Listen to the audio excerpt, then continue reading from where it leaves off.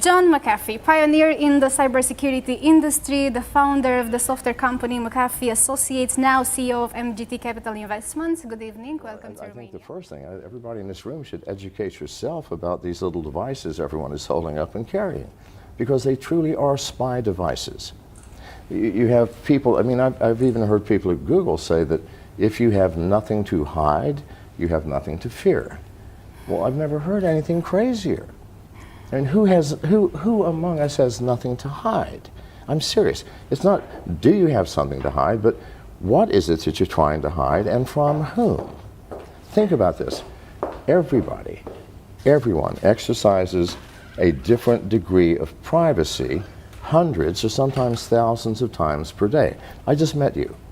I'm not likely right now, especially with everybody watching, to tell you the intimate details of my life. It's like if I go to the store and buy some nice Romanian beer, I don't tell the clerk what I did last night in my private hours. No, we have very restricted lines of conversation. The weather, politics maybe, the price of potatoes, and that's it. You meet a casual acquaintance that you see every week, you might divulge more. Maybe you have a health problem you want to talk to them about. A good friend, you might divulge almost everything. And to your spouse, to your wife, or to your husband, you might tell them everything. Unless maybe you're sleeping with your wife's sister, in which case you might choose not. So do you see what I'm saying? So that if everybody knew everything about everyone else, we would have chaos in the streets, beginning with a rash of people shooting their spouses. So it's insane to say if you have nothing to hide, you have nothing to fear. We're all humans. We are living in an imperfect world. You know, we each have love and compassion and joy and hope and grace. And at the same time, we have greed and anger and hostility and jealousy. And we're a mixed bag. So if you want all of that negative known too, no, we can't. Society has created privacy as the foundation stone of a harmonious world. And if we lose that, we will lose the harmony. Now, something that you may not know is that over half of all smartphones, both iOS and Android, are infected with keystroke logging software. This is a known fact.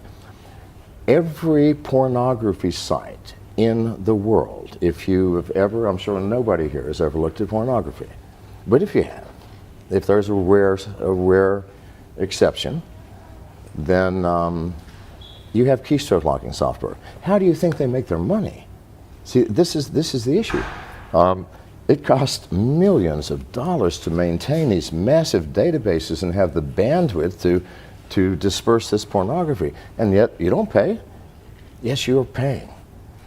The instant you visit the site, if you have an Android, for example, the site runs a JavaScript which sets the download unauthorized application flag. The very first video that you watch, you now, because that's a click-through, you clicked, you did something. You said, yes, oh, good, yes, I'll do that. Downloads, first and foremost, a remote rooting function. If it's an iPhone, a remote jailbreaking program. All can be remotely rooted now. After it's rooted, they download a keylogger, and all this takes just a matter of seconds. And from that point on, somebody is watching every single one of your keystrokes. Now, people pay these pornography sites for the ability to put their keylogging software on your phones. Why? Well, maybe they're a Bitcoin aficionado, and they're going to see, do you have a Bitcoin wallet like Mycelium or what have you? Yes. Well, they're just going to hang around until you access it and input your keys or your passwords, and the next day, your wallet's going to be empty. Or maybe you do online banking. All right? You have a password, you have an application. The very first time you've logged into your bank to check your balance or do anything, they go, thank you very much. And the next day, your bank balance will disappear. Now, why has this not happened to you already? Because hackers are not stupid. in order to take something, they have to download additional software. If they only take 400 or 500 people's bank accounts in one day, then the next day the white hat hackers are going to say, this is how they did it.